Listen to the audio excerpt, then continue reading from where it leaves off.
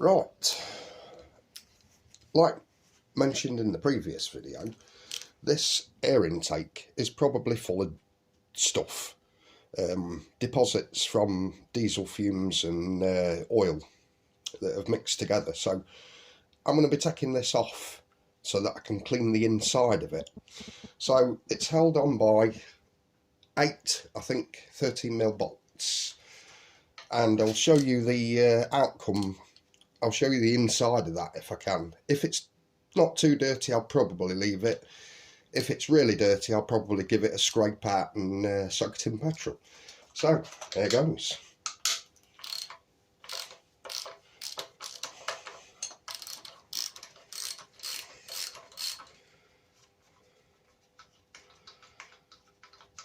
For now, I'm going to put all the bolts in a pile, but I will put them back in the engine block, or should I say rather the head, just finger tight so that I know where they came from, like I've been doing with most if not all of the bolts that I've taken off this engine.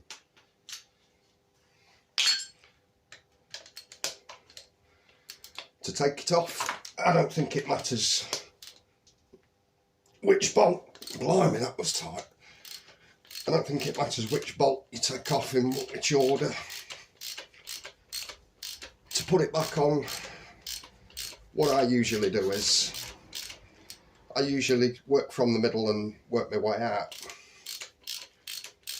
This will need a new gasket when I put it back on. Squeaky. That's not been out for a while.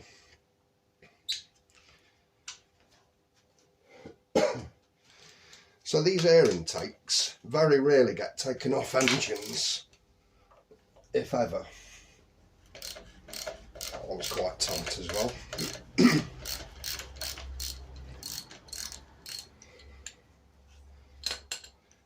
So another thing is, this air intake is different to the usual transit air intakes that are called in the trade banana pipes, because they're 4 pipes that come from these inlet ports, and they go over the engine to like a plenum chamber, which this kind of is, on the other side.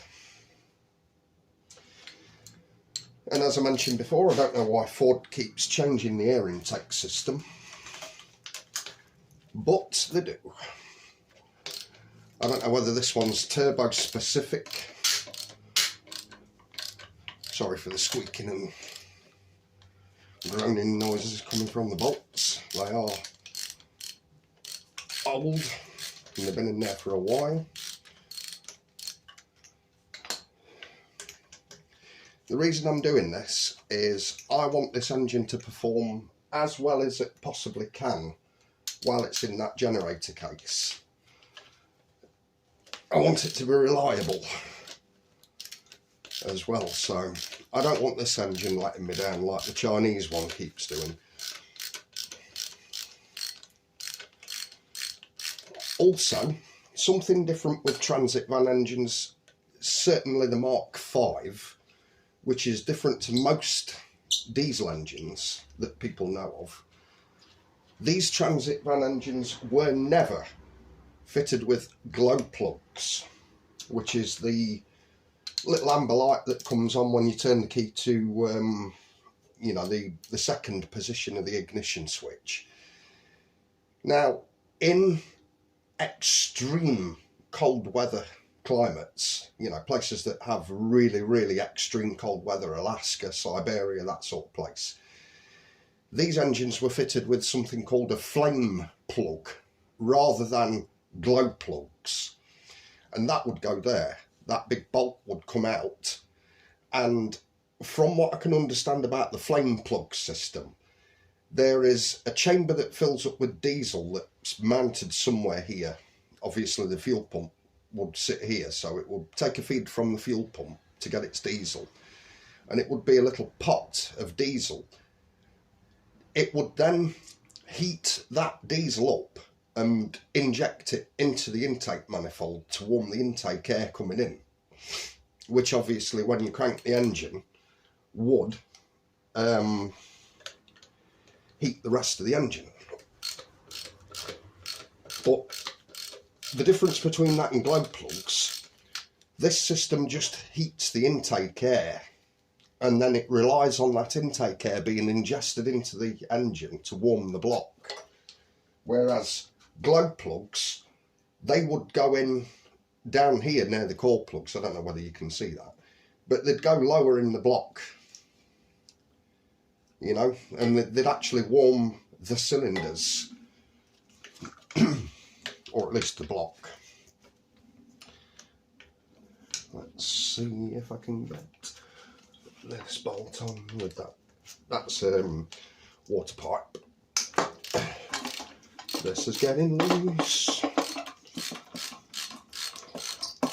So I'm hoping that this isn't, no, there's no casting across here. Sometimes Ford in their infinite wisdom put a casting across the back of here, in between ports 1 and 2, to make it impossible to take this intake manifold off without first taking this pipe off, which is a feed from the water pump through the thermostat housing, which is up there.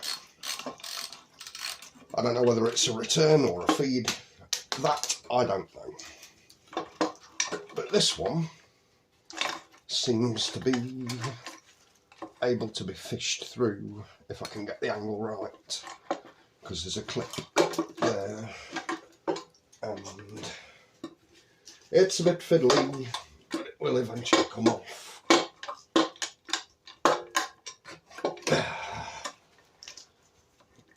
Trust Ford to put a clip right just there. This is going to take some contortion to get this off, and I've not got much patience, as most of my friends and family know. It's coming. No, it isn't. Come on, you son of a... Why do car manufacturers make things like this so that the average Joe can't work on their own engines? That's why. It's so that you have to take it to a dealership that costs you a fortune, an absolute premium. Come on, you son of a... Get out. That's it. That's released. And I'm actually surprised those ports aren't so bad. They have got debris in there. Let's just see. Yeah. Yuck. So yeah, they're not incredibly bad, but they could be better.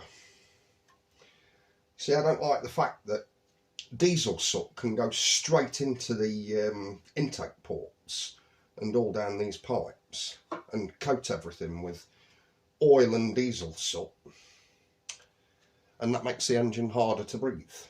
So in my eyes, it won't run so efficiently.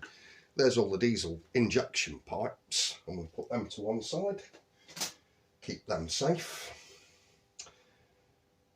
This looks like it's, well, to be honest, it looks like it's got no gaskets on it at all. Pardon me. This should have gaskets in between the head and the intake manifold, but it doesn't look like it's had any. So this has probably had some work done to it in the past, and they've probably left the gaskets off.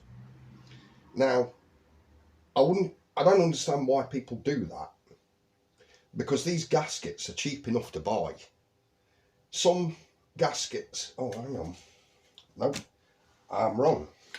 It's looking like the gasket is one piece and goes all the way across.